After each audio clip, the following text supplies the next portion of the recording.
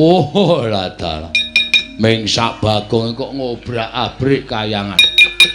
Gek duwe kekuatan apa ing atase Mengsak Bagong kok ngobrak-obrak. Weh.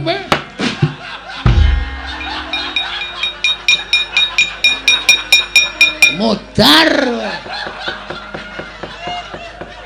Rumah sana sing iso njabut iki men kowe wae. Kowe termasuk dewa kurang ajar. Njabut kok tas.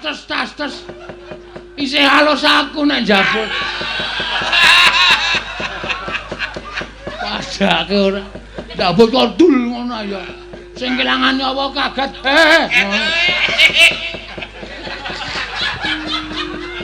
Njabut ki ya trunyu ngono ta. Sing kelangan nyawa ki ikhlas. Njabut kok dul ngono. Ayo iso. Apa kowe? Lah tak baleke nyawamu ya Madipati. Modar wis jabut genti. Dewa sang udit ora ya? Alah, tisu basah minan. Oh, paling Al-Fatihah ujuk Kiseno Nugroho. Bismillahirrahmanirrahim.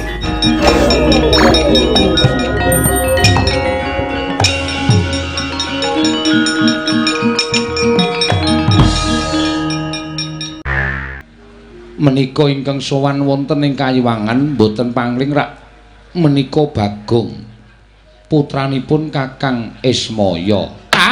Lho tenan. Perkencang warudaya. Nggih Bagong, wah jan wis ngeget-geti iki teko iki. Lho. Teko dengkul kita iki ora iki Bathara Antarada. Wah. Dewa to? Dewa. Waduh, nyuwun ngapunten Bu Kulon.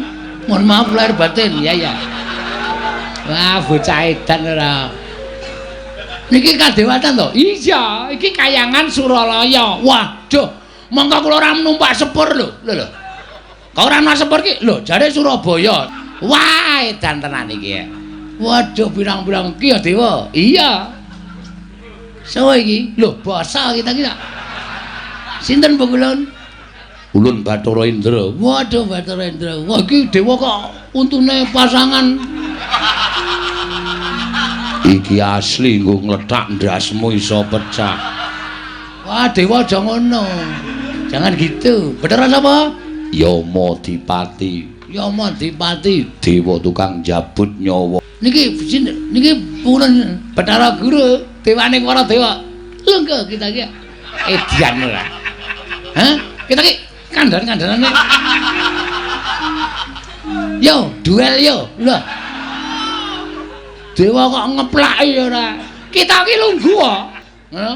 Kuwi Sang Hyang Jagat Girinata, Sang Hyang Bathara Guru, kuwi Sang Hyang Manewaya, sesembahaning titah sak Madyapada. Lah kok kita dilajikan tanpa tata krama? Kulun. Ana apa? Astanipun sekawan. Berarti bojone loro. Temonjo. Ha iso ngloro-ngloro enak tangane papat ki. Ki iki iso dikandhani ora kowe? Kowe tak tendang genti lho, Bu Kulun. Kowe sapa wae jenenge? Ulun Rada. Ulun kami tuwaning Kayangan. Ayo engko sikik santai.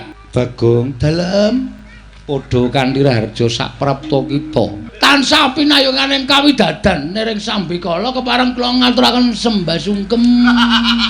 Kita kuwi titah ingkang keladuk gecul kumarucul. Nggih. Ulun gedhe palimarma ulun Bagong. Matur sembah nuwun Bu Kulun. Pangestu ulun tampanana. Kula pun denggo jimat paribeh. Dayana ing kasantosan Bu Kulun. Iya Bagong, prayoga nunggonmu lungguh. Aja sak kepenake dhewe iki mapan ana ing Kayangan. Mekaten Bu Kulun, inggih kula ngertos Bu Kulun. Niki lho sing marahi niki. Ceret angkringan niki Bu Kulun. Iku Kakang Rada. Wah lho. Sampeyan ngene niki sepon niki to? Iya. Kakang Rada? Iya. Kowe rada raharja sak praptamu Bagong. Pangestunipun Kakang Rada. Sing Kakang ki kono wae. Kowe ping bola-bali lho kowe njongkong ke aku. Ki dadi masalah iki. Masa aku menyeluk Kakang ora entuk. Ulun ki dewa kita ki wing titah, gek dasar kita ki batur e. Weh. Ngino karo aku kowe. Pripun kula Rajong? Kita kuwi padha Rajong. Kene tandane kita ki kowe. Oh, tak tonyo modar wae.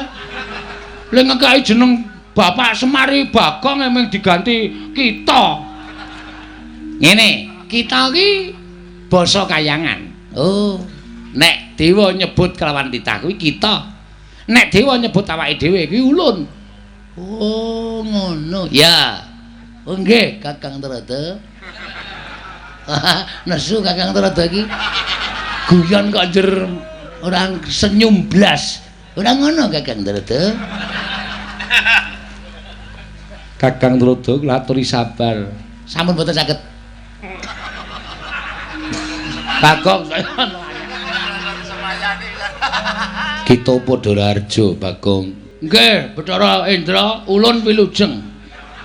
Ngene tak omongi, sing nyebut ulun ki ming dewa. Lho, ha iki nendi? Iki rak nang Kayangan. Aku nang Kayangane berarti aku wis menjadi dewa. Bagong Bathara Harjo. Ya ulun tampa. Bathara Yama Dipati, kita padha slamet to, Bathara Dadi. Lah rak tenan ta. Iya slamet prayogakno. Ulun wis kepenak, kita kepiye? Ya aku wis kepenak. Ya, iya. Bagong. Wonten dawuh apa ulun? Ulun bakal nyuwun priksa. Nggih nggih. Badhe nyuwun priksa menapa ulun? Apa to sebabe dene kita munggah ana ing Kayangan Bagong? Ngeten nggih Bu Kulon. Kula niku ajeng teng Kayangan niku keblusuk. Bola-bali keblusuk anggrek gunung kula unggahi.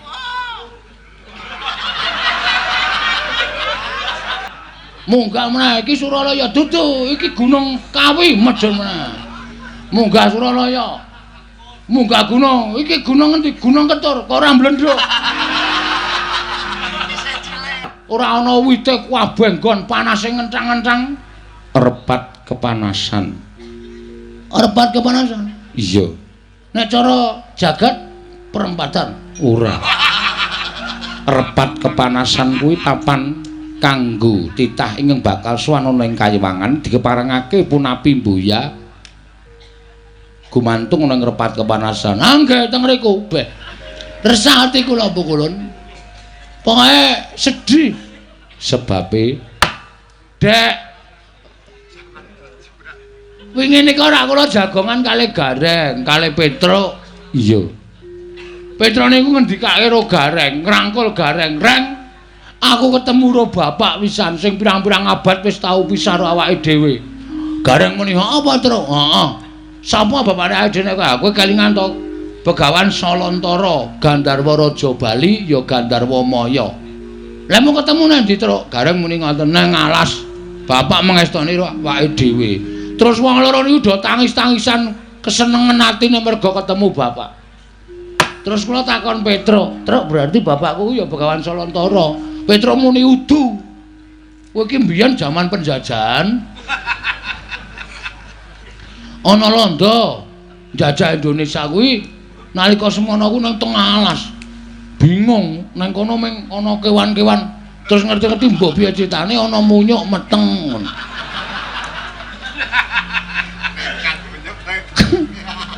Munyuk iki nglairke pas Semar leledang nang alas. Terus bayi iki dopeni jenengke Bagong. Kula kok rada keloro-loro nggih. Maksude pasuryan kula sing kaya ngeten mosok anak munyuk. Kula terus rumangsa kula ora mungkin anak kula namanya munyuk. Terus kula niat kula ajeng gugat teng Kayangan. Kula niku ajeng nyuwun prisa Bu Kulun. Ning mboten priksa lelara lho. Iya. Ajeng nyuwun priksa. Jane asline lho, asline nek Petruk Gareng niku dudu anake Semar, niku sudah ketemu karo bapakne. Lah terus ulun iki anake sapa? Kita ngerti ora, Bu Kulun? Kakang Trada kados pundi? Lah mutiara ora. Ya, bocah kaya ngene gawe kisruh iki lho. Anggenipun dongaken kemawon. Adi Pramesti ugi nalika semanten nderek sowan wonten ing Ngundarandir Bawana. Ngetutaken dhateng Kakang Semar anggenipun kepengin nyuwun rewang wonten ing jagat raya. Dipun paringi dawuh kemawon. Bagong, nun. Yektine kita kuwi ora duwe sudarma lan ora duwe ibu, sabab satemene kita kuwi titah pujan. Maksudnya pripun niku? Ngene. Nalika Kakang Ismaya mudhun ana ing jagat durung ana menungsa kang ana bangsaning jin. Nalika semana Kakang Ismaya bingung-bingleng kenganglangan merga ora duwe ruang tumuli munggah ana ing kayiwangan ngadhep ngaran panjenengan ulun. Tumuli ulun larapake sowan Iwang Pikulun padha wenang supaya diparingi ruang utawa kanca nggone mudhun ana ing jagat. Nalika semana ayang-ayangane Kyai Semar utawa Kakang Ismaya dipuja dening Sang Hyang Asih Prana. Wekasan wujud kita Bagong, mula kita kuwi kedadian saka ayang-ayangane Semar Badranaya. Kula? Iya. Dadi kita yen goleki bapak, ibu kita kuwi ora ana.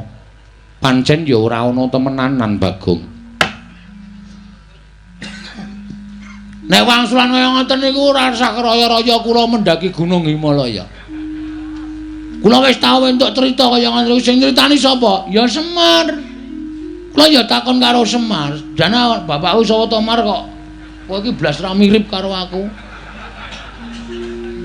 Semar crita ngoten niku tak paido. Bagong niku wong sekolahe mung diapusi kedadian saka ayang-ayang. Nek sampeyan iki dewa iso nyipta ayang-ayang dadi menungsa, mbok coba ayang-ayang kula niku manggawe wong wedok sing ayu banget. Tapi iso mboten? Lho niku butuh bukti ora mung watana omong. Masa wong lumraning jagat kok ora duwe bapak, ora duwe ibu, mung dicipta saka ayang-ayangan. Mana mungkin? Enggak akan terjadi. Bagong, ngapa meneh iki jarat iki? Ulun ngandani ya. Ulun ki nalika semana nekseni aku ora butuh seksi. Seksi iso disogok. Aku ora butuh seksi. Seksine Iwang Pikulun Bathara Guru seksi sing ora iso dibuktekke. Seksi golek-golek kok. Nggih to? Apa kula rada muni urung aspalan wae, nyatane wis aspalan kok. Muni ya kowe. Ora iso apa-apa nek seksi bayaran. Jagat ora jagat iki serius aku. Iya Bagong, ning nyatane pancen kaya mengkono. Kula ora percaya. Titik. Nek kula sowan teng kayangan mung dipameri Bagong dumadi saka ayang-ayang, kula mboten percaya. Percuma kula munggah teng kayangan. Saniki kula tak takon, sampeyan iku dewaning para dewa. Dewa sing dhuwur dhewe. Terus kula ajeng takon teng pundi nek mboten takon Bathara Guru. Hah? Sama namun kendel mamon Pikulun. Bathara Guru kok meneng wae. Terus ayo gak ditulis nang blabak apa pelajarane. Kok meneng wae ora? Kakang Rodo kados pundi? Kula cumanggaken, kula cumanggaken. Aduh, kriwian dadi kerejekan, geguyon dadi tangisan iki mengko ora geger ora karo-karuan nek Bagong nganti kaya ngene watrawe. Oh, ndaran, kula tak takon sapa? Mongko. Perhatian. Bocah iki ngapa ta ya? Nek nganti Pikulun Bathara Guru gak iso. Ngomong cara apa meneh iki? Menjelasno. Sapa to? Bapak Inyong Warataya. Ngawetan saiki bali kulon. Ngawur banget. Wis tak antepi niating tekadku. Rawe-rawe tak rantas. Malang-malang tak putung. Trima Bagong modar ning kayangan ra masalah. Tegesan. Kok tegese piye? Tegese aku ora seneng, nek tegesan nek isih dawa kula seneng. Golek tegesane kok pamerke nang kene ora. Tegesan tegese kita bakal ngraman kayangan. Apa boleh buat? Nek Pikulun mboten ngerti, bapak kula sapa? Kula mung dapusi sebuah asal saka ayang-ayang. Aku ora trima. Tak Antrimane Bagong. Sampeyan ngerti nek Bagong nesu? Pirsa ta? Siji, Bagong nek nesu mesti bengok-bengok. Loro, panganane kancaku tak entekke kabeh. Iki Bagong nek nesu. Niku mula ngati-ati. Nek kula wis kebacut nesu, wah wis niki kriwikan dadi grojokan, geguyon dadi tangisan. Sampeyan ajeng mengandalkan sapa nek sampeyan ra iso paring dawuh, bapak kula sapa? Niki napa? Dewa sing nang mburi kula niki. Kula leboni selang jog banyu tumpangke kompor modar jeblok dhewe. Dewa kok ceret ngene kok dupeni. Edan ta. Iki keplaki wae jajal iki. Rasa semangkean napa putra panjenengan Iwang Pikulun Bathara Indra ajeng ngundurke kalih Bagong. Iwang Pikulun Bathara Guru ramane keterangan bapak kula rawe rantas malang-malang tak putung. Sampeyan ora pantes dadi ratu ning dewa teng kayangan.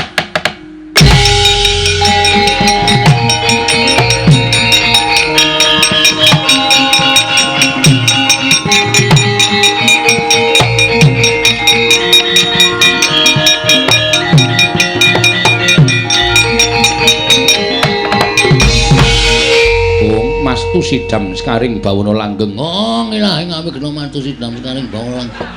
Sekar mayang. Edan tenan ora edan kowe arep ngopo, Ndra? Lho. Kowe samploke ra payu main film saiki kowe dadi dewa ya. Film apa saiki Dono Kasino Indra. Ayo. Kowe arep ngopo kowe? Ulun ora nrimakake lamun kita ngamuk ana ing Kayiwangan, ngerti yo. Iki Kayiwanganing Sudarma Ulun. Ulun ki atmajaning Iwang Pikulun Bathara Guru. Yen nganti kita bakal ngamuk ning Kayiwangan dudu sapa-sapa mungsuhe, nanging Bathara Indra bagus. Kuwi sing tak karepke. Percuma aku urip ning alam padang nek aku ora iso ngabekti karo wong tuaku, aku ora iso sungkem karo wong tuaku. Ora ana gunane Bagong diuripke ning alam donya nek aku ora ngerti karo bapakku. Pancen tak jarak, pancen tak sengaja, tak dudul kanepsa ning para dewa-dewa sing do mapan ning kayangan. Mergo aku mangkel, aku sedih ning donya, dewane blas ra ana sing medhun. Ora ana sing takon karo Bagong, Bagong ana masalah apa? Ora ana blas. Ndekno nek sing sedih bendara-bendaraku Janaka, Werkudara, Puntadewa, lagi sedih-sedih lae dewa do teng celurut rebutan. Nah sing sedih wong cilik ngene iki dewane ra ngetok. Dewa model apa kok tak takon. Nah sing sedih wong duwe derajat, duwe pangkat, dewane do teka teng celurut do pecisan. Barang sing sedih kawula cilik wong mlarat kere kaya aku tileki wae ora aja kok tileki. Batinmu mesti modar mbok men, ngono ta? Semangkean. Arep ngapa mendelik nang arep aku? Ulun bakal ngusir kowe. Bajigur padake kere. Ya ndeng aku kere, heeh. Kita bali ning Madyapada. Ora iso. Wis tak niati aku mati ning repat kemanasan tak lakoni. Mergo ngerti ya, aku sowan mrene iki ora ijen. Lho, nggawa wadyabala, nggawa bojo. Panjenengan bojoku wis tak tanting. Yem. Aku arep munggah ning kayangan. Aku mesti ra bali, aku mesti mudhar. Kowe melu mati ra? Gandeng kula tresno kali Mas Bagong, sebaya mati, omah ditinggal, kula nderek sampean. Iki samyem nunggu nang repat kepanasan. Kepanasan kae buan pecah sirahe mbok men. Aku munggah wis berdua, dua sejoli karo bojoku, Ndra. Dewa iki ora malati nek karo Bagong. Italiane iki jangkar karo dewae do kewalat kok iki drandra-drandra ora ana sing kewalat babar blas. Kon numpangke kompor kowe. Ngrasani ora. Sermu piye? Metu njaba. Piye? Metu njaba. Kowe ngerti ora akibate metu njaba? Sing jeneng wong bebrayan nang alam padang.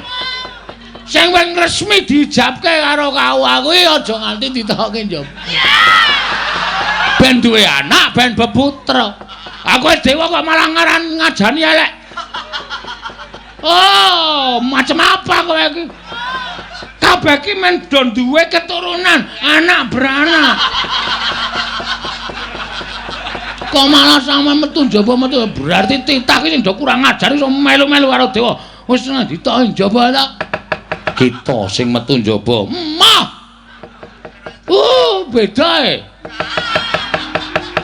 Tegese metu ning repat kepanasan. Endra, le omongi sing genah, kok ndak malah kewirangan kowe. Ayo tak jak metu ning repat kepanasan ngono. Tak jak metu ning repat kepanasan. Sire karepe. Bakal tak jarwani sapa wong atuwa kita. Lho, bapakmu ora ngerti kok kowe arep ngerti. Kowe aksi tipu-tipu karo aku ya. Kowe arep ngapusi karo aku. Buya, ulun ingkang ngerti. Nadyan Kanjeng Rama pukulun ora mangerteni nanging ulun ingkang ngerti. Apa mau Hondra? Buya. Buya ya apa pukulun? Buya iki ora. Oke. Nek kowe nganti ngapusi aku mboya mikir 2 kali lho. Yang ngritik kandhane terus kata-katane dienggo. Mesti tak rampungi kowe. Aku wis ora mikir, aku ora wis mboya mikir kowe iki dewa mboya dudu. Pokoke tak rampungi tenan. Ulun mboya wedi. Padha aku ya mboya wedi. Nek ngono ayo saiki dineng repat kemana? Nek nganti kono engko kowe ra ngandani aku aja takon dosa. Ulun mboya bakal petungan perkara dewa apa titah. Ning mesti sira mesti bakal mboya tak wenehi apa ya? Kawelasan. Mergo aja kok kowe warung wis saiki aku niat mboya mbayar. Indra junjungan metu njaba ndak omong wae bocah iki. Iki nek ora tak junjung metu njaba malah omong wae iki ya dewa elek meneh iki. Hah? Wis tak njaba isih dijunjung. Model piye kowe tak takon? Ayo, arep omong apa kowe? Ngantos bingung anggen kula nanduki dhateng Ponokawan Bagong. Mboten nginten menawi Bagong keng munggah wonten ing kayangan. Dalah kula menika menawi mboten sabar kados menapa polah kula. Lha dewa apik-apik nang kayangan disembah karo para dewa dunake ceret. Arep ditumpangke ning kompor barang trembelane ora. Ning nuwun sewu. Napa sing diaturke Bagong menika menawi dipun tampi nganggo nalar kamanungsan tartemtu badhe damel mangkel penggalipun nanging menawi Bagong menika dipun tampi tiyang ingkang kaduk gejul kumarucul menika mangke mboten badhe kraos wonten ing manah di inggih namung sak mangke kula kedah kados pundi Kakang Kembar Paduka nyatanipun ngawontenanipun Bagong dumadosipun inggih mekaten menika kala wau mangke dipun perpeki kemawon nek Bagong ora gelem mundur utawa gelem bali wonten ing jagat inggih nyuwun mapunten wong nyatanipun titah ingkang sampun keladuk wani kurang keduga dawuh sangganing para Jawata supados nyingkiraken dhateng pun Bagong. Nanging menawi Bagong sak mangke berguguk utawa waton nggih adiguru kedah paring dawuh sak nyatanipun. Mekaten Kakang nggih. Menawi ngantos pagi Bagong tetep ngoyak dhateng kula. Bagong menika kaliyan sinten-sinten boten ajrik. Ning paling wedi karo Pandhawa, Pandhawa sing bayar Bagong kok. Ngaten nggih kae nggih sampun mangke dipun pasrahaken dhateng Pandhawa kemawon. Menawi Bagong tasih kados mekaten polaipun utawi dipun pasrahaken dhateng sanak kadangipun inggih menika kala Gareng kaliyan Petruk mekaten Kakang nggih nanging ngaten kula ingkang badhe merpeki dhateng Ponokawan Bagong mangke kula ingkang badhe mblabaraken sejarahipun Bagong Kakang nggih di kula semanggaken Yama Diwati wonten dawuh ketapno sangganing para Jawata kinen ngundurake Bagong mbuh kepriye carane lho nggih ngestaken dawuh ya pamit madal pasilan sing ati-ati aja kaya bocah cilik ulun nedya tedhak saka sela kandha waru binanggun manjing jroning Suralaya Kakang Narada menawi nderek supados dipun bibaraken sangganing para Jawata para widodara lan widodari Kakang inggih nyuwun pamit madal pasilan ngatos-atos sampun kados lari alit purna gatining pananggilan Sanul sasu kundur kedaton jelok jangking dampar kendana kenapit gambaran gading kadhiraken sangganing Promban Cedi manggung ketanggung Jaka Paloro ing sami ngambil patraning Prabun Kawis tinggal saking Mandura tindaknya Sri Naranata katon ngirang penggaling Sang Nata wau. Isih meso ora gelem bali saka repat kepanasan kowe Bagong. Bali nek wis ngerti babeku sapa? Lho. Oh aku nek ngerti bapakku sapa taun ana Windarana aku arep mulih saka Kayangan Bathara Indra. Siji kowe keluputan wani karo Sang Hyang Jagat Giri Pratingkah angka 2. Kowe ora nganggo tata krama ning Kayangan. Kanthi cara mengkono kita keluputan ra masalah arta kapak-kapake ra masalah. Iki mau aku entuk dawuh Hyang Pikulun Bathara Guru ya Hyang Pikulun Jatimurti. Malah kowe bakal jemplungake ana ing kawah Candra Dimuka.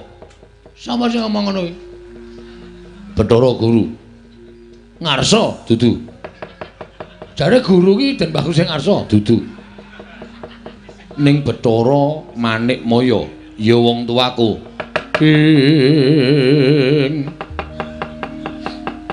Kagyatri sang kapirang urin angkul kinempit-kempit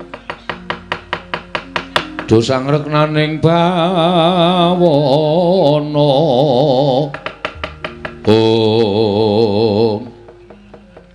dadi aku takon bapak karo Bathara Guru ki Bathara Guru malah dawuh karo sampean Bagong nyemplung nang kawah Candra Dimuka ngono ha.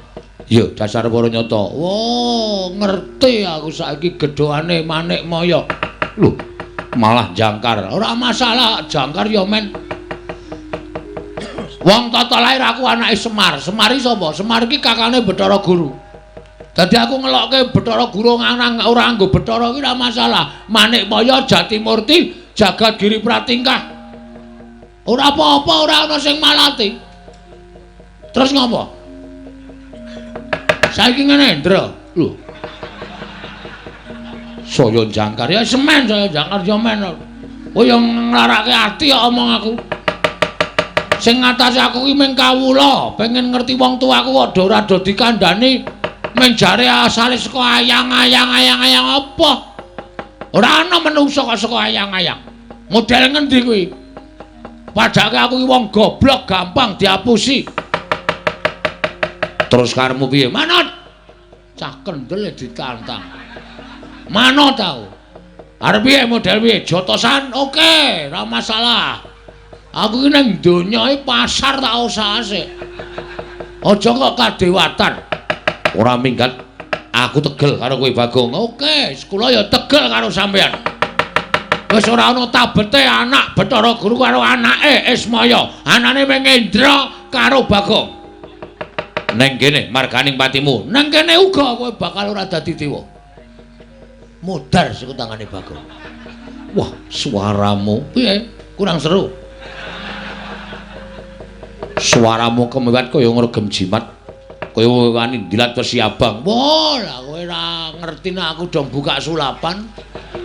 Nek mung Wesi Abang tak dilat bendina ndra tak andani. Dadi rasa gumun pecah siramu. Ayo, ndajal nek pancen kowe wani karo Bagong.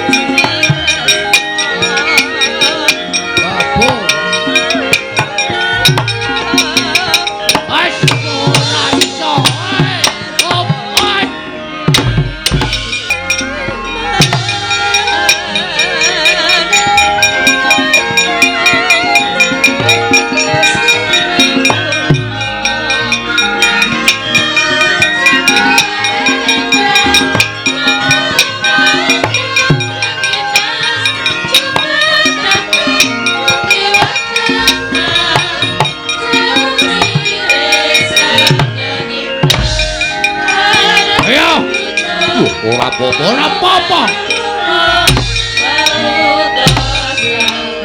Hai,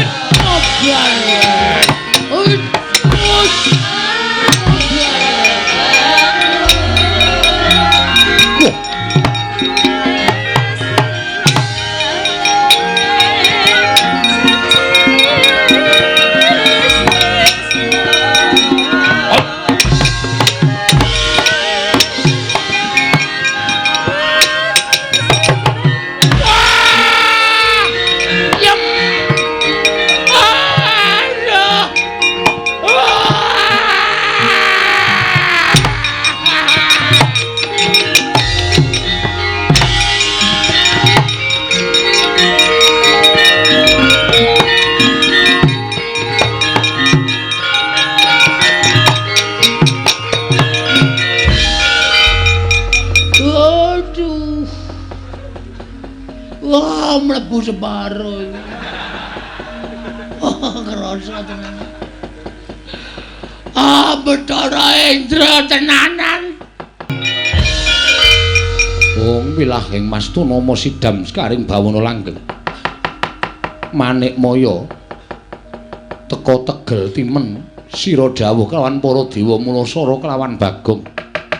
Sepirata kekuwataning Bagong ing ngatasé wong ming kawula cilik ing duweni watak srogal sarwa sembrana.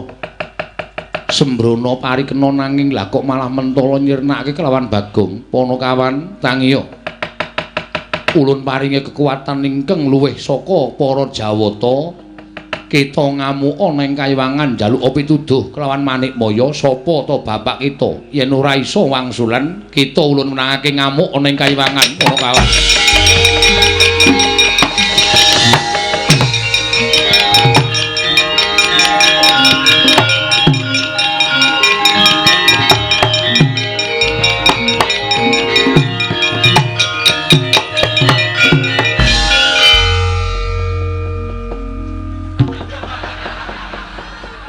Sapa ya iki mau nguncalke bambu runcing iki mau kemancep neng dada anggepe Bagonge wong loro saudon telu saurupan wae.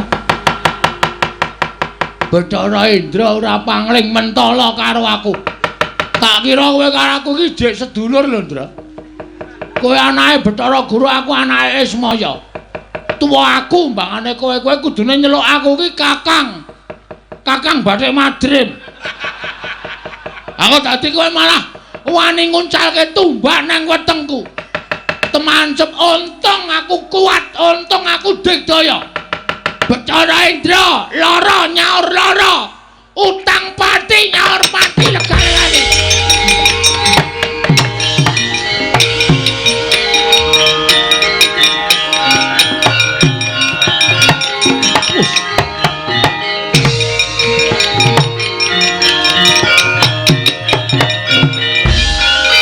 Bagong kok mripate mendonong. Nesu! Kowe iki tak anggap adiku lho, Ndra. Lho, adi saka ngendi? Lho, anake sapa? Bathara Guru. Bathara Guru adine Semar.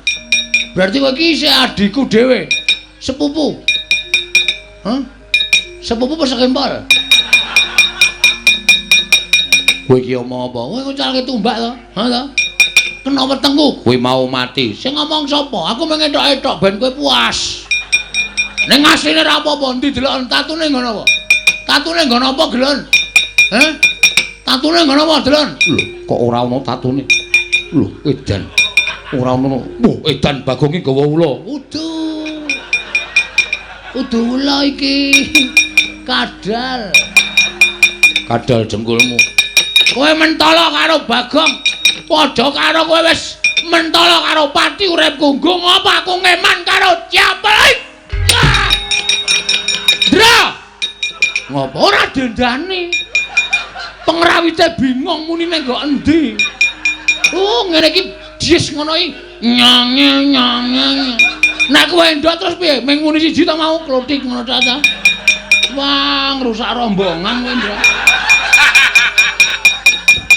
Man ketok kompak. Lah wong iso ndok ora ento-ento. Ah, trewet kowe.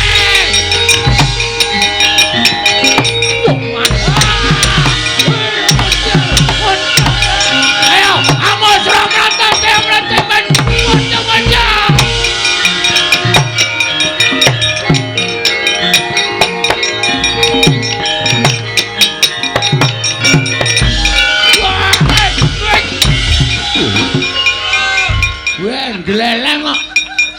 Edan Bagong iki. Sapa iki? Iki Dendra iki dudu. Bathara Brahma dewaning geni. Wah, nyilireke. Us. Dewaning geni kok nyilih rek ora.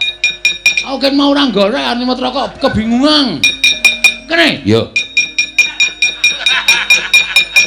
Wes. Wah, edan tangane iso murup. Dewaning geni apa-apa iso murup. Kowe kok ngamuk Bagong, wis ora urusan. Ngajar karo Kakang Bathara Indra. Ah, Indra sing marahi karo aku. Aku mung takon bapakku kok dhek diperintahi kon mateni Bagong. Apa aku salah? Apa aku kleru? Lho. Kleru mergo kowe ngamuk ning kayangan. Apa kayangan ki terus entuk diamuk, ha? Nek dewane do salah. Ora pantes dadi dewa. Nggo apa do dadi dewa? Kowe bali yo Bagong mumpung aku durung nesu. Lho, aku wis nesu ket mau. Kok kowe durung ki piye? Mumpung aku durung nesu yen kowe aku nesu tak mujo geni. Tak obong awakmu. Weh, arep ngetes kowe. Silakan. Silakan, yo. Ora apa-apa, aku mati ora masalah. Aku modal ora masalah. Nek genimu ora temomo ning awake Bagong, aja takon dosa lho, aja dianggep aku ngasorke derajate Bacarendra.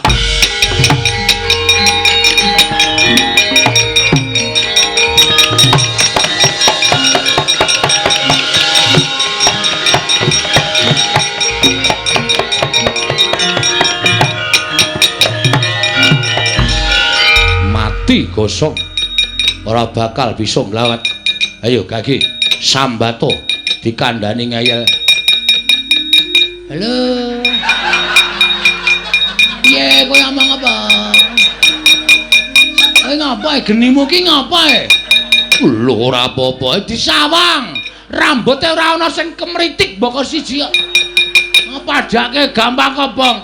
Kowe tegel karo aku, Brama. Geniku tak baleke nang kowe mati ya. Ayo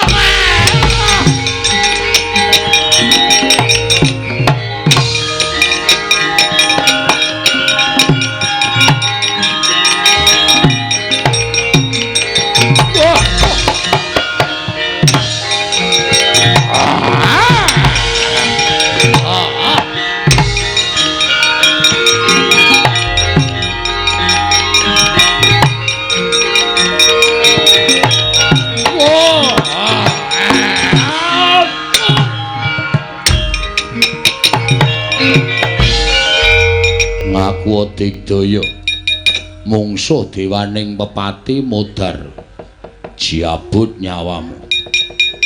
Ayo kowe ora bakal iso nglawat. Tak aturke wang pukulun Bathara Guru cemplungke kawah. Oh la dalah. Mingsak Bagong kok ngobrak-abrik kayangan. Gek duwe kekuatan apa ing atase Mingsak Bagong kok ngobrak-obrak. Weh.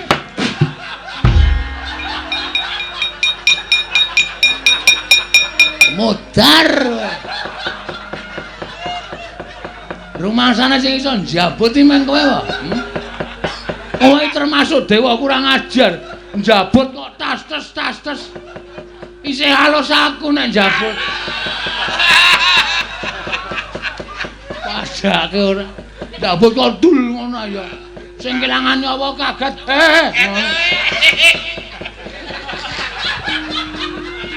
Njabut ki ya trunyu ngono ta. Sing kelangan nyawa ki ikhlas. Njabut kok dul ngono. Ayo iso. Apa kowe? Lah tak baleke nyawamu ya Madipati. Modar kowe jabut genti. Dewa iki sang udit ora ya? Alah tisu basah minan. Oh, paling minggu raup paling. Dewa gawane ming tisu basah.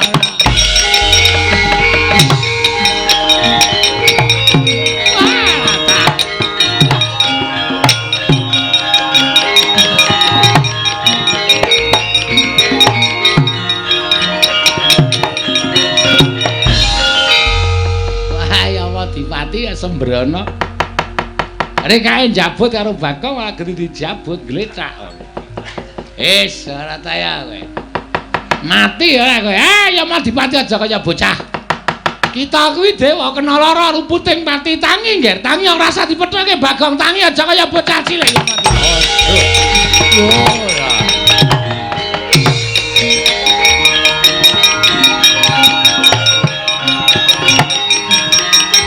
Odes.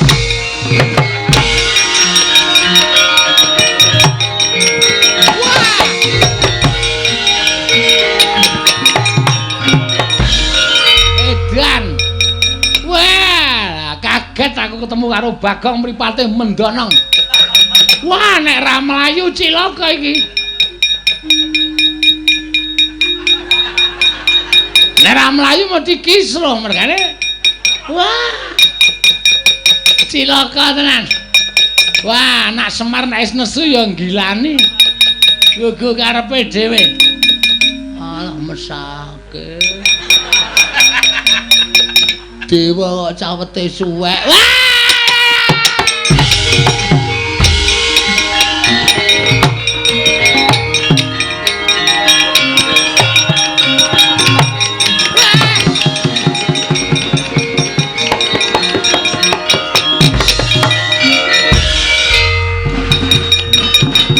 Bakang ulun ngapa, Gen? Ulun ngapa? Sareh. Aku ki ora arep ngapa-ngapa. Tenang. Ayo madhep rene. Trundul ya. Dewa bengi iki jan kocar kacir kabeh. Mungsuh Bagong. Nyo, tak kei Dit. Dewa kok suwek. Mulai tak ngetke saka ngisor kuwi iki kelontrong, Pak.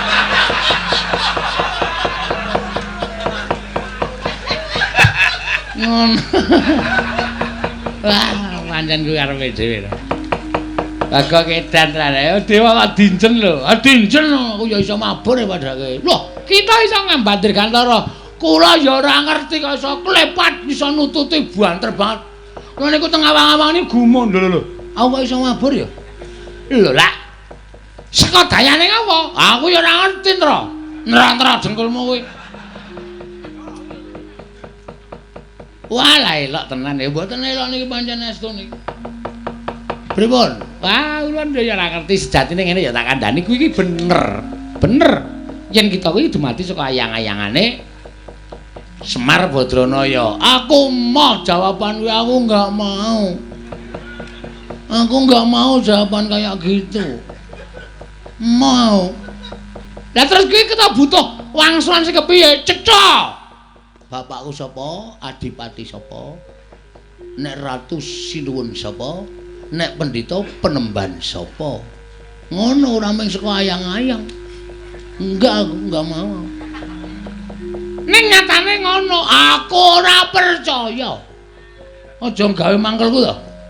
Hah? Anjabut nyawane kaya Madipake. Kose. Aja.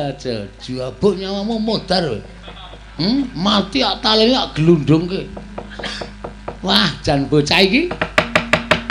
Lah nek aja ngluputke karo panjenengan ulun, aja ngluputke panjenengan ulun. Ulun ki mung kami tuwaning kayangan. Ulun ki mung kami tuwaning kayangan. Sing ngerti sejatine ya Iwang Pilun Bathara Guru.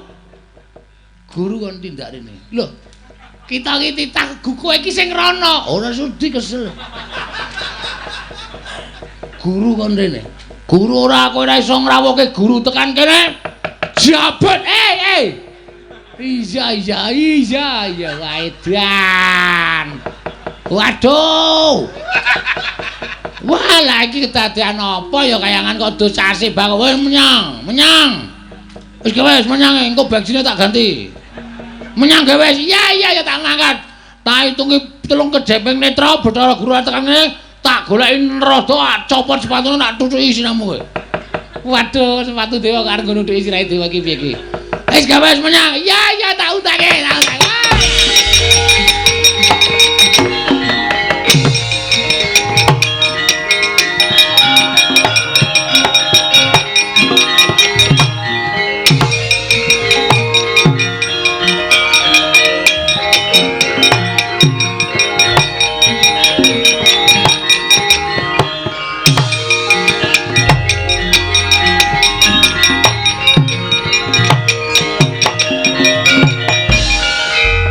Pandhita kang kinarya wangsit pindha kumbang ngajaping tawang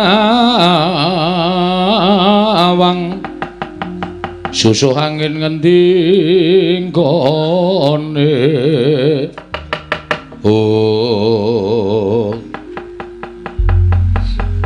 Bagong Nun. Destun temen ing atase amung derajating kita kok ngosak asik kayangan kaya mangkene. Nek kula ora diwarahi namun kula bakal marahi kula. putra panjenengan Sang Hyang Bathara Indra mentala kalih kula ngendikane didhawuhi kalih sampeyan nek Bagong ra gelem bali Bagong kon nyirnake ngono ha mergo kita ngurak-arik kayangan kita wis keluputan jejering titah wani munggah ning kayangan sowan kula ora apik-apik to pikulun pikulun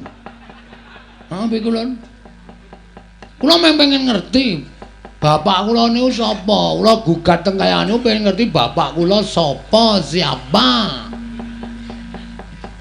ulun wis crita kita kuwi kedadian saka ayang-ayang meneh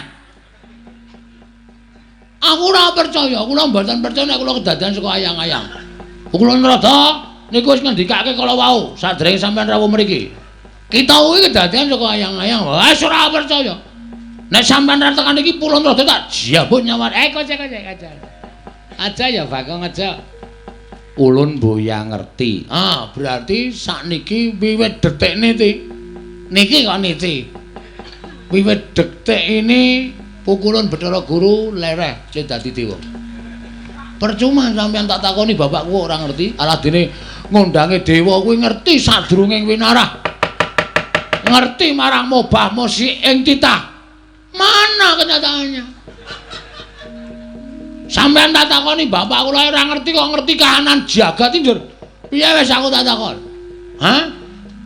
aku kudu piye di ngatas-atas ya di ngatas-atas Bagong mripatipun sampun mendelik kados ngaten iki ngatas-atas yen ngono kowe meksa mesti meksa pokoke aku nek kula nek durung entuk keterangan bapak kula sapa taunana windanana kula ajeng teng kayangan tenan kula ora ngapusi ajeng kula gawe geger kayangan kula ajeng teng pundi-pundi pokoke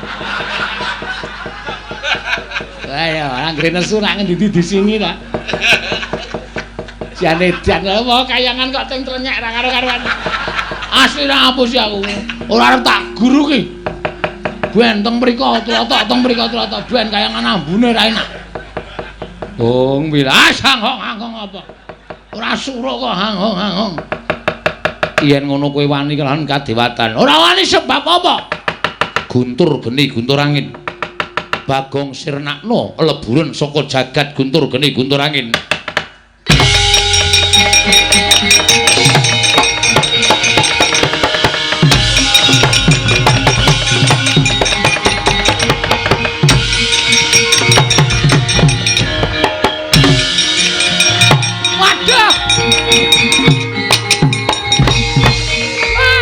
ora edan niku.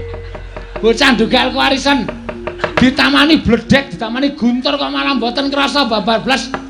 Malah niku wau maclorot ajeng didilat karo tatit kok tatite dikop. Edian. Bagong kok ora apa-apa. Lho. Sampeyan mau malah dolanan kembang api bareng apa? Stos. Men dolanan kembang api aku lho niku nang omahe gawane long bumbung nganggo plem-pleme. Emang kembang api cilik-cilik ngono Mas ndak masalah tumrap kula. Kita kuat nampani Cis Trisula, Cis Jaludara. Ulun ngakoni keunggulan kita, Bagong. Oke. Silakan. Saiki ketoke aku modar tenan iki. Nek wis ora apa-apa ya wis men wis rada gleleng iso. Kena guntur geni guntur angin wis ora apa-apa wis ora masalah. Iki pusaka ngaran Cis Jaludara. Cis Trisula. Ulun tamakke badan kita mesti lebur tumpur tanpa dadi. Pon mang tamakke men lebur bangane dadak nyaring. Pun nggih pun mati dening ulun. Pun mang tamakke gawe.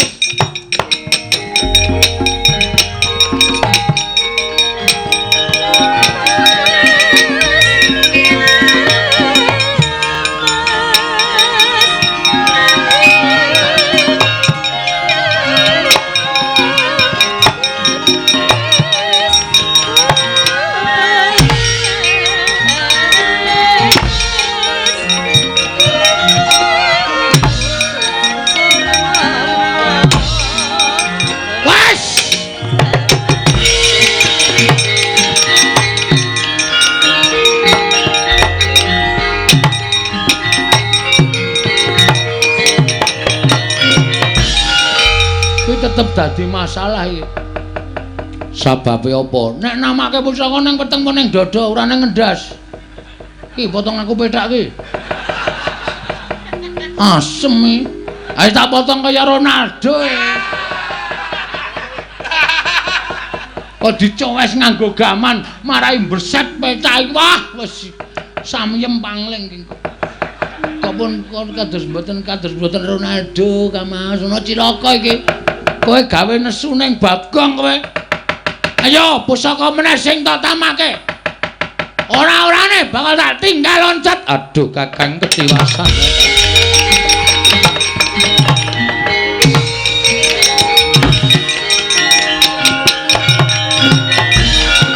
Edan kecekel neh aku. Alah, sabar. Duduk manis. Aduh. Cilaka adik guru tindak kaya ora omong-omong. Aku kaget arep menggok kaya disaut Bagong. Ketangkap yang kedua kali. Jenuh jerah apa tidak? Wis ketangkep pindho kaya mesti ora jerah kowe. Ora jerah kowe. Keparat kowe ya.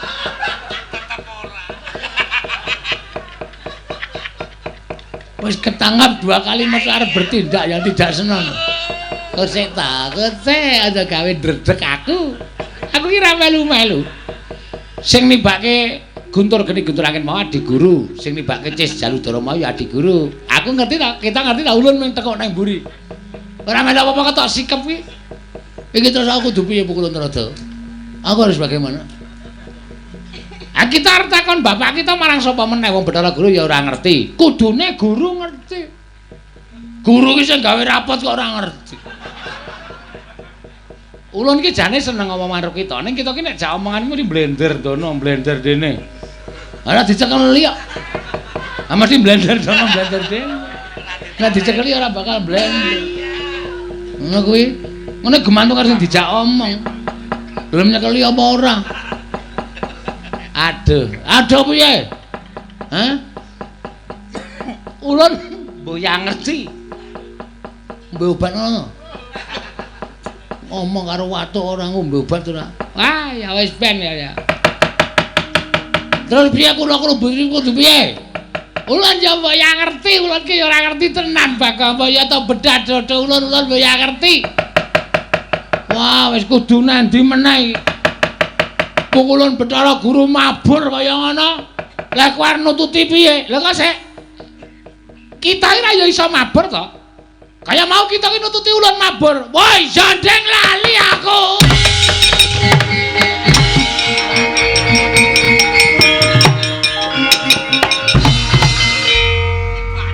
Bangkeane nggo pancatan.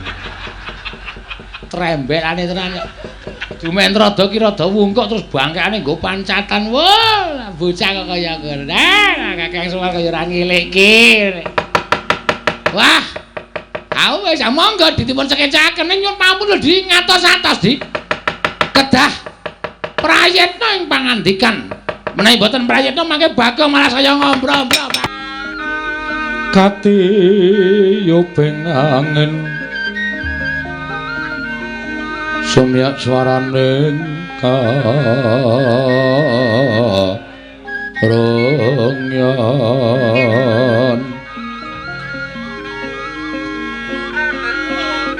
samirana mawar kulawan riris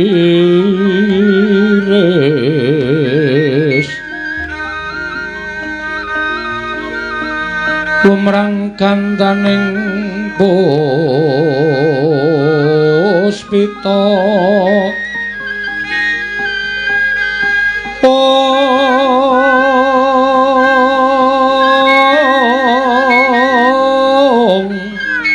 karengwan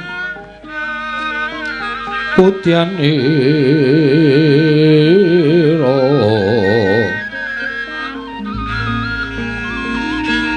sang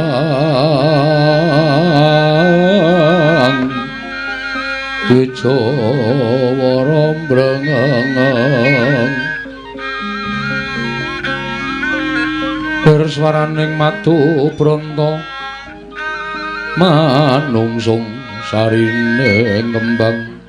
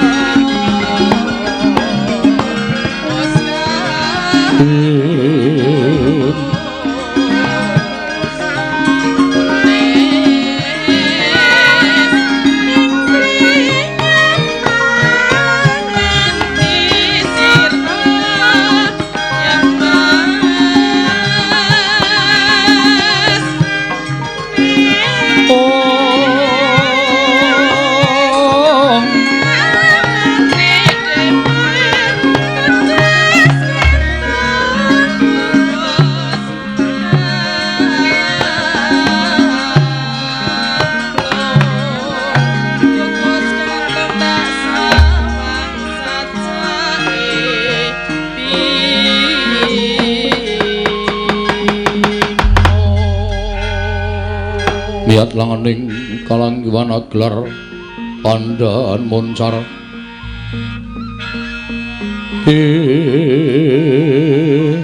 non lir kekonang surem sara tetang padang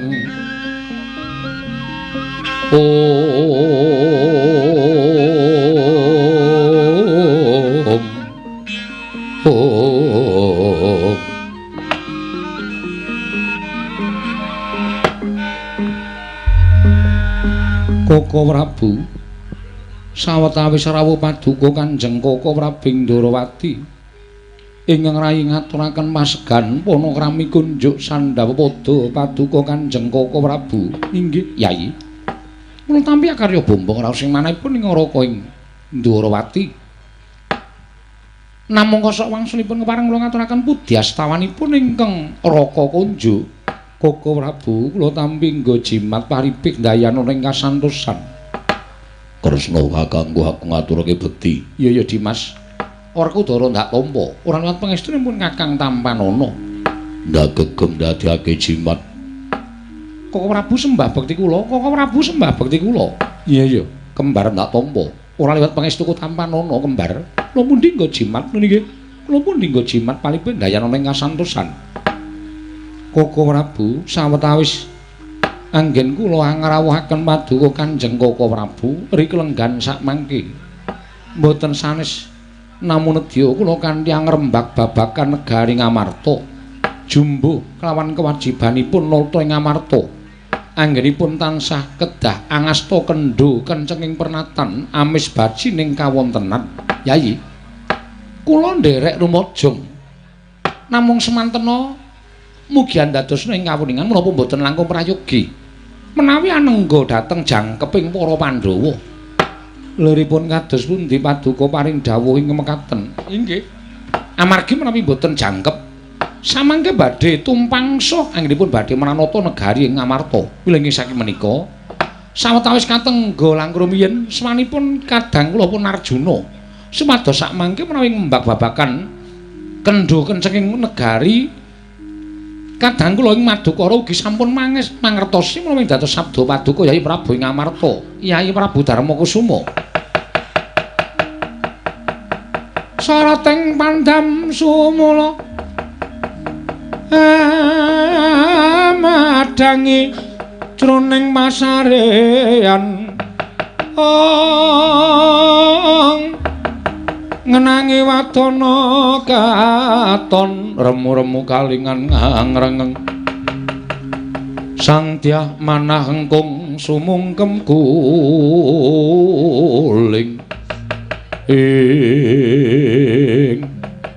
dereng ngantos paripurna sami Mbawacana kasaru ingkang abiyantara miwah ingkang rawuh madyaning negari Ngamarta nenggih Iwang Pikulun Jatimurti akarya cingak sangya para Pandhawa long-long ing tiya mangungkung kanduwan limang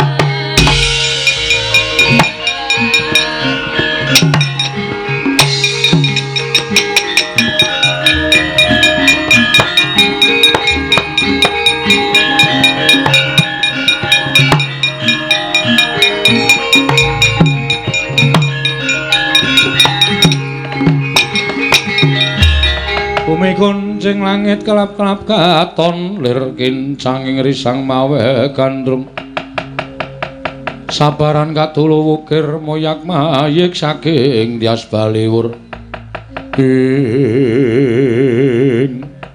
Pukulun kula ngaturaken sembah pangabekti kula kunjuk Pukulun iya Puntadewa Luntama karya bombong tias ulun Pukulun ngaturaken sembah pangabekti kula kunjuk iya Kresna Luntama akarya bombong tias ulun ulun Bathara Guru aku ngaturke sembah iya Werkudara Luntama wonten menapa Pukulun dene sumengko rawuh paduka Iwang Pada Pukulun manik manya wonten negari Ngamarta kepareng ambabarana dhateng ingkang wayahipun Puntadewa wonten menapa dene paduka pareng rawuh wonten ing negari Ngamarta Pukulun Puntadewa apa dene sira Kresna sumurupa nggih nganti ulun keplayu saka ing kayiwangan sayekti dina samengko kayiwangan ana untran-untran lho wonten untran-untran iya pancen mengkono menapa wonten titah ingkang minggah dhateng kayiwangan tumuli damel geger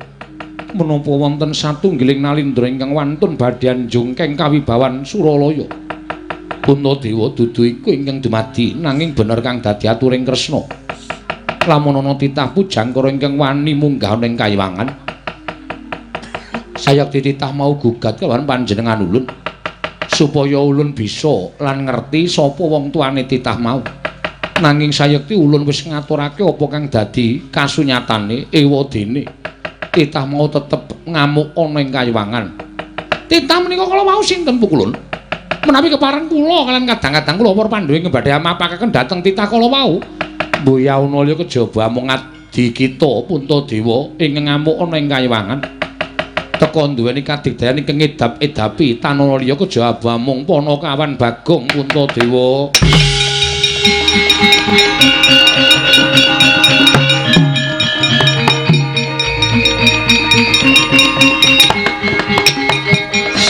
jagat Dewa Bathara jagat pangestu para wae lah dalah Werkudara Bagong sing gawe geger kayiwangan. Wah, ora pati nduga mono. kaya ora diwulang karo sing gerak. Ing atase derajate Bagong wani ngobrah-abrik kayangan. Kresna Lilanana aku tak goleki karo Bagong. Dina samengko ngoyak kelawan panjenengan ulun Werkudara. Wah, caedan.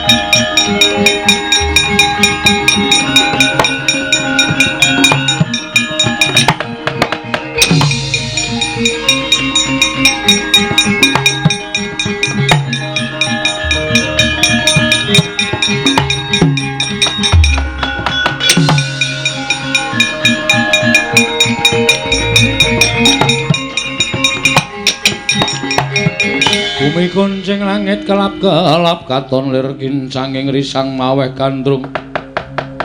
Sabaran katulu wukir moyak mayik saking Dyas Baliwur. Surapati nduga mana ora lida ujaring wong daplok. Pukulun Bathara Guru mabur mudhun ana ing jagat. Aku wis mbaten mesti sowan para Pandhawa. Apa dianggep dume Bagong musuh para Pandhawa wedina wae piye? Tetep bae aku arep takon nek ora ana sing menehi keterangan karo wong tuaku. Aku ora bakal nrimakake marang sapa wae. Yata laruta saking Gudha Sang Kura-kula. Yen namutusa Sang Sri nalika semanten ki Lurah Bagong ingkang linenggahan Sang Hyang Bathara Wenang. Mila luput senjata tawa katingal digdaya sekti mandraguna. Nalika semanten sigra Sang Hyang Wenang ginakaken daya panguwaos. Bagong sigra ngambah dirgantara parandening mangke. Bingung ki Lurah Bagong sabab lumarap wonten ing kayiwangan Ngondarandir Bawana.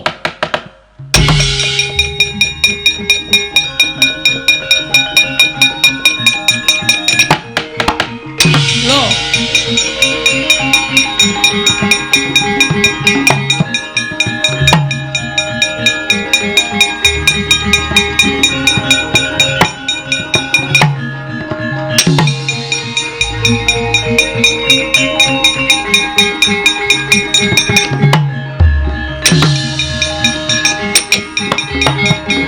Werkudara. Nggih.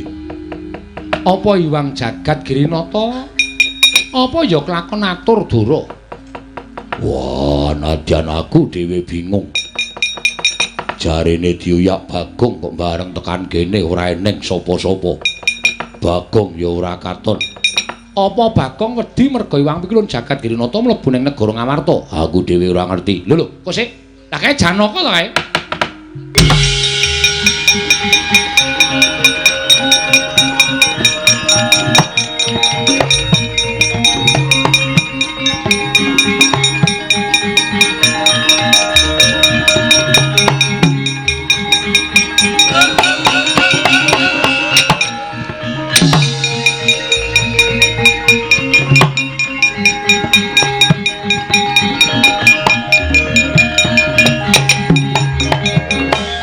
Arjuna wonten paring adhawuh.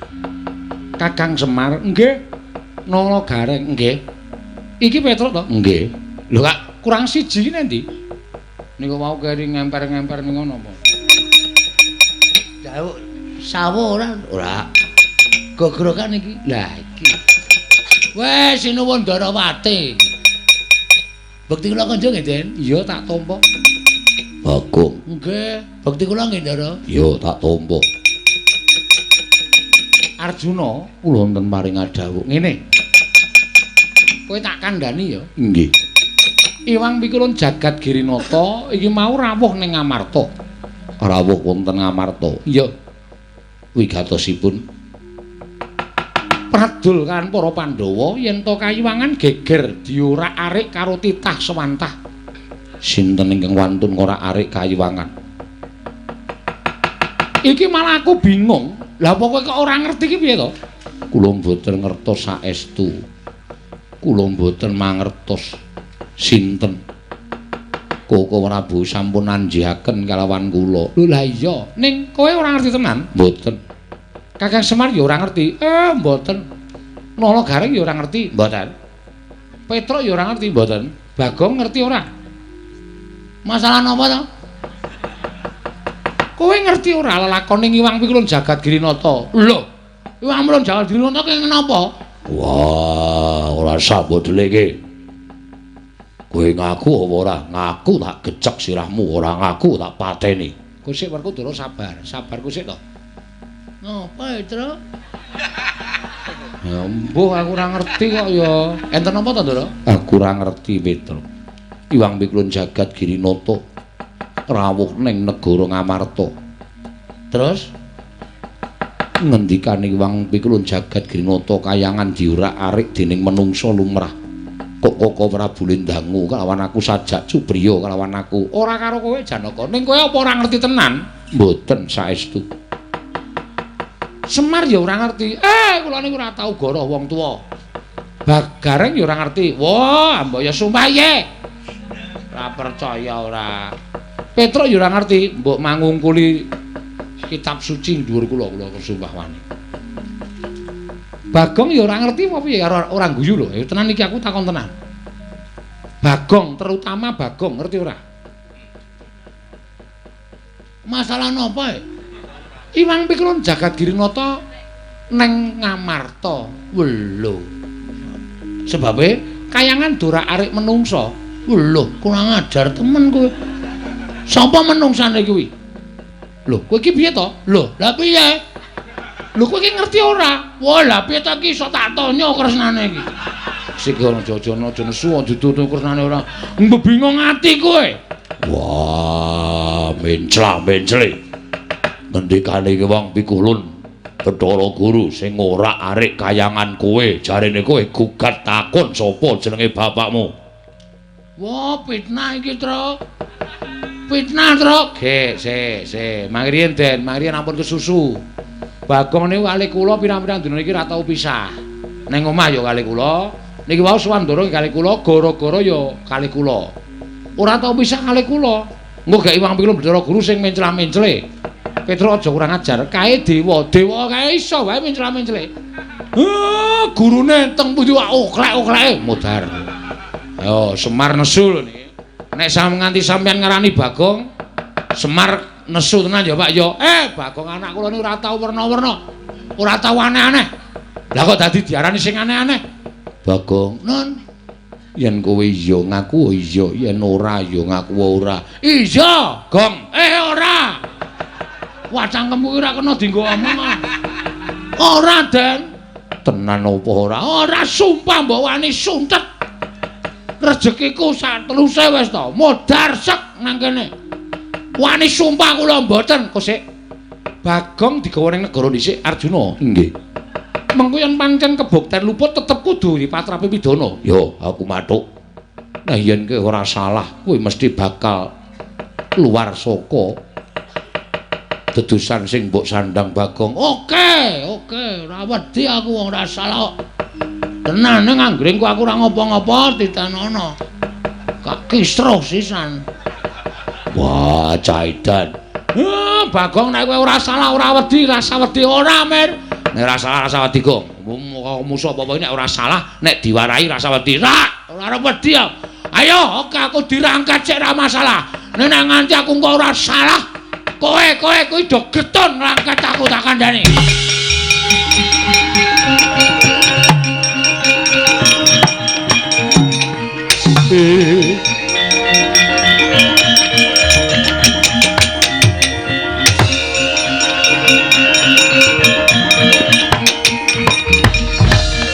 Toro. Iya. Lah kok dadi aku malah bingung. Mongko Bagong tetek banget nggone rumangsa ora salah. Iki piye? Wis dinteni. Pundhating lelakon. Gusti Maha Adil mesti menehi pepadhang tumraping Pandhawa.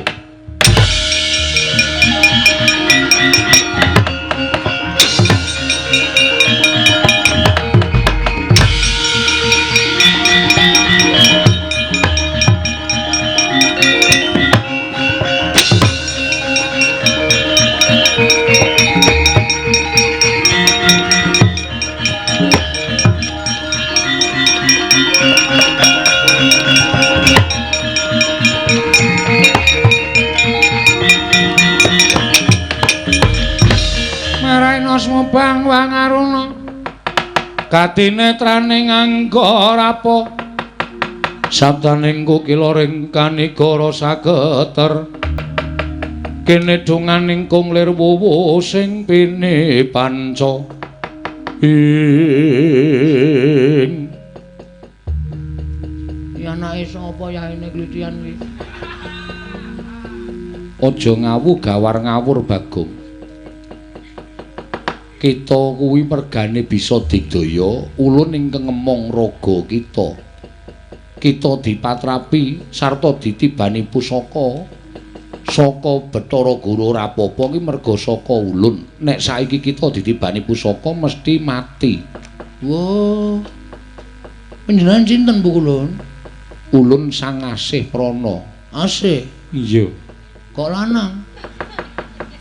Ulun Sang Hyang Bathara Wenang.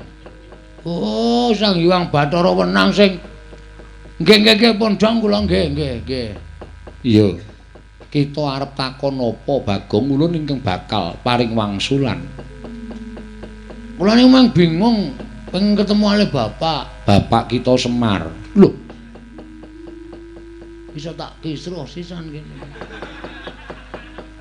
Kula niku wis ngerti nek bapak kula Semar, nek ning anu wangsulane bapak kula niku Semar kula ora dakal kedarang-darang tekan mriki. Bagong, dalem ngene. Biyen nalika Manikmaya kadereng lan kepingin dadi dewaning para dewa wekasan atur pelaporan ingkang ora sak mestine kelawan Sang Hyang Bathara Tunggal. Bathara Tunggal kuwi bapakne bapak kita. Ya kuwi Semar. Eyang. Iya. Eyang Tunggal. Tunggale teng pundi? Jenenge Eyang Tunggal. Oh, nggih. Tumuli Semar dikon mangan pagering bumi ingkang sisih wetan. Ismaya nalika semono jenenge lan Tejamaya ya Teja Mantri dikon mangan pagering gunung sisih kulon. Kekarone padha bubrah ragane wekasan ditundung urip ana ing jagat. Nalika semono Tejamaya dibuang ana ing jagat sabrang dene Ismaya dibuang ana ing jagat tanah Jawa. Nalika semono durung ana bangsaning menungsa sing urip ana ing jagat kuwi bangsaning jin. Oh nggih. Lah nalika semono ulun dhewe ingkang darbe penemu nalika si Manikmaya nglarapake kelawan kadange sepuh ya kuwi si Ismaya sowan ana ing Ngundaran Tirbawana nyuwun supaya diparingi ruwang. Nggih. Terus nalika semono ulun paringi ruwang ya kuwi wujude ayang-ayangane Semar ingkang ndak puja dadi wong kang ndugal kewarisan. Tumuli diparingi jeneng Bagong. Mula sak temene kita kuwi anak Semar sing tuwa dhewe Bagong. Oh, ngoten. Iya. Wah. Anggere mulai ngetraki Petruk. Adikku ora masalah.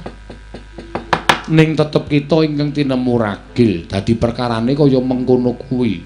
Kena ngapa kita ora percaya marang Bathara Guru? Merga Bathara Guru mboten ingkang muja kula. Sing muja kula saking ayang-ayang wujud manungsa niku pukulun Sang Hyang Wenang. Iya, pancen ulun. Nah, nek panjenengan sing paring dawuh kula wis percaya. Ning sakula pripun niki napa ya bali dadi ayang-ayang melih? Sesuk ana candhake lelakon dhewe Bagong. Oh, ngoten. Iya, ulun durung bisa mbabar. Ndak ndisiki panguwasaning Gusti. Oh, nggih. Wis kita lega. Pun. Malah gene meng kaya ngono nggekno ket sore kok gayange ra jamak-jamak. Dina meng ala wis jan wis. Wis. Iya, pancen kudu kaya mengkono Bagong. No nggih. Kita bali ning jagat merga bojo kita ingkang kita dawuhi wujud Bagong dina samengko dirangket dening Pandhawa sabab dikira kita ingkang ngosakasik kayiwangan. Walah yem. Lek mbelani karo aku jan lahir batin tenan yem. Nggih kula tak wangsul. Iya, kita mudhuna ning jagat. Oh nggih. Ane le medhon pripun wong kula ora iso mabur. Kita iso mabur merga saka ulun. Lah nggih lah terus saniki kula ora iso mabur lek arep medhon pripun dadali. Ulun kita sipat angin supaya aja nganti pati-pati tiba negara Ngamarta Bagong. Sendika.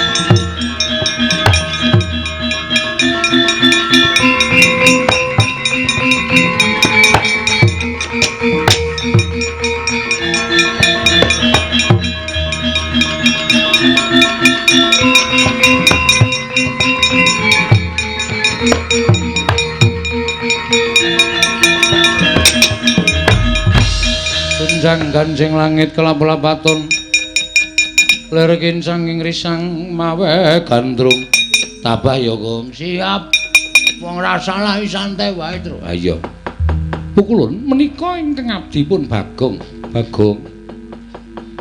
wong kang kaya kowe wani gawe rusak kayangan malah samengko bisa gawe srana ulun tedhak ning Madyapada kita nandang luput Bagong. Nuwun sewu, kula niku mboten tumindak napa-napa kula.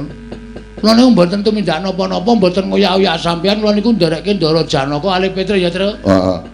Niki kula nganggo seksi Petra. Ndara Janaka nggih dadi seksi. Inggih, Bu Kulun. Arjuna kita mboya usah melu-melu. Merga saka pokal gawene Bagong kaya mengkono ulun kewirangan. Wong kang wani gawe wiranging Iwang Pikulun Bathara Guru tetep kudu ulun cemplungake ning Kawah Candra Dimuka. Kula niku salah apa e? Wah jan, Gong, sabar ya Le. Arep ora salah ning nek kowe ngadep Iwang Pikulun Bathara Guru ki nyawamu aja karo neng bon-bon. Santai, tenang wae lho kowe iki. Aku mesti mati wis to santai wae. Wong kok teteke kaya ngono ya Werkudara. Wah, caidan. Ngadep Bathara Guru sapenake dhewe. Asli kula niku mboten tumindak napa-napa. Bagong. Nun. Mbok ya aja ngono nek tumindak akonana. Walah, jan wis. Iki termakan hasutan Bathara Guru kabeh. Kabeh do nyalake aku. Piye wis nek kaya ngoten iki kula tak takon. Pripun?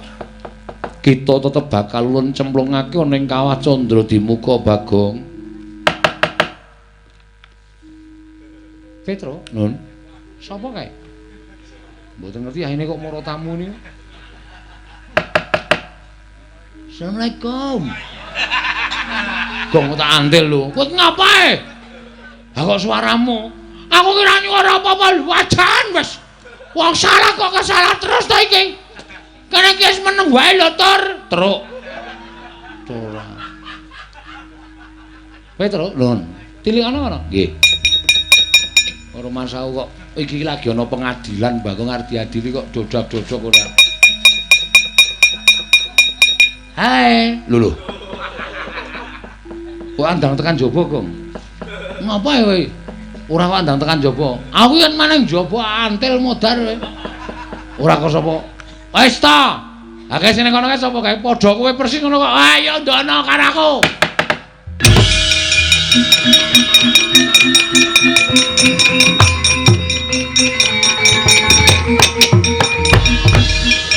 Apa lakon apa-apa kok dadi kembar, lakon apa-apa kok dadi kembar.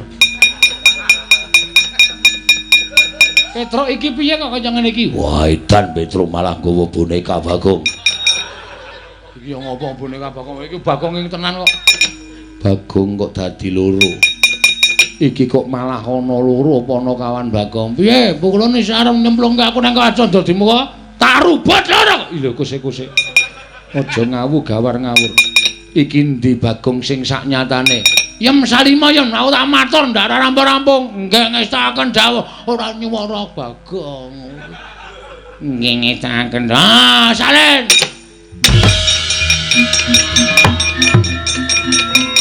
Mundur.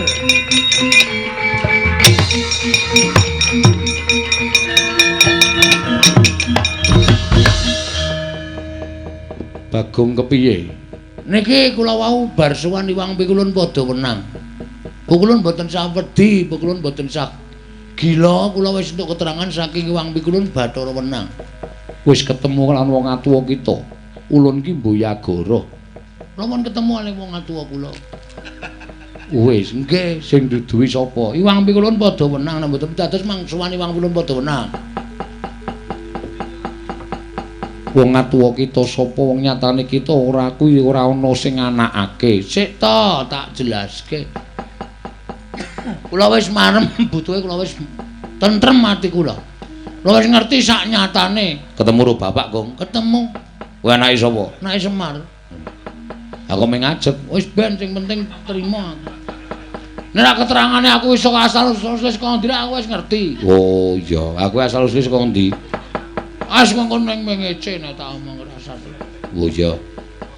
Ning kita wis ngrusak kayangan. Apa to sebabe kula ngrusak kayangan merga sampeyan ajeng mateni kula cemplungke teng Kawah Candra Dimuka. Niku dawuh yang padha wenang. Mula wong padha wenang mboten trima nek kula dipateni teng kayangan kali Bathara Indraduk nalika semanten weteng kula dicubles nganggo tombak. Nek ora pitulungane Sang Hyang Bathara Wenang kula ora bakal urip. Mula wis pantese ngendikane Sang Hyang Bathara Wenang ken nyampeke teng sampeyan. Niku wis dadi undu-unduane, tandurane elek ya undu-unduane elek, tandurane becik ya unduanane becik. Niki nek sampean mboten percaya kali omongane Bagong, niki wau yang padha wenang dawuh Bagong, nek Manik Maya ora percaya karo sing tok omongke kuwi dawuh ulun, ulun kang bakal terjak ning Ngamarta ngukum kalangan Manik Maya. Iya iya, Bagong ulun percaya, Bagong.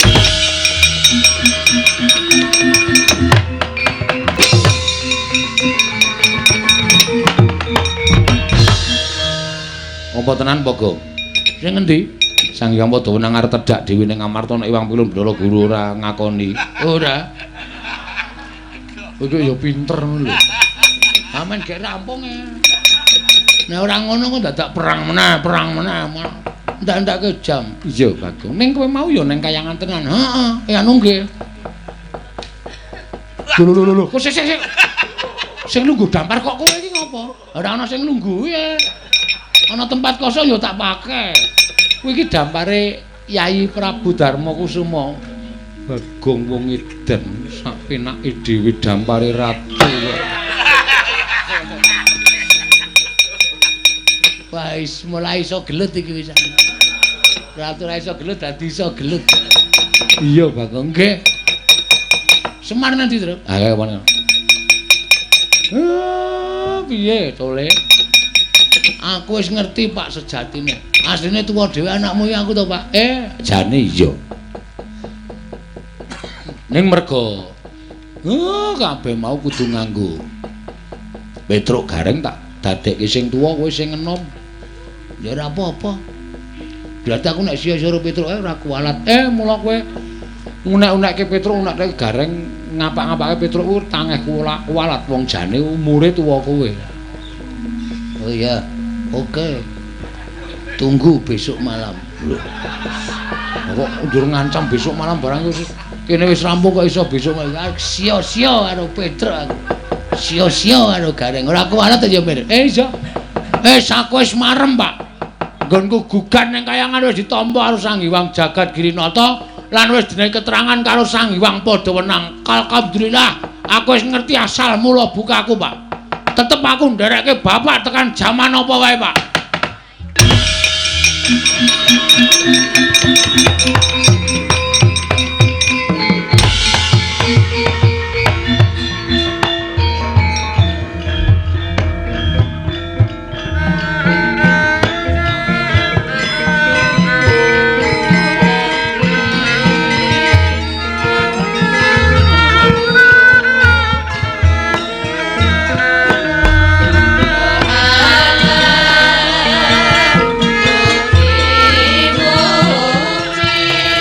Wassalamualaikum warahmatullahi wabarakatuh.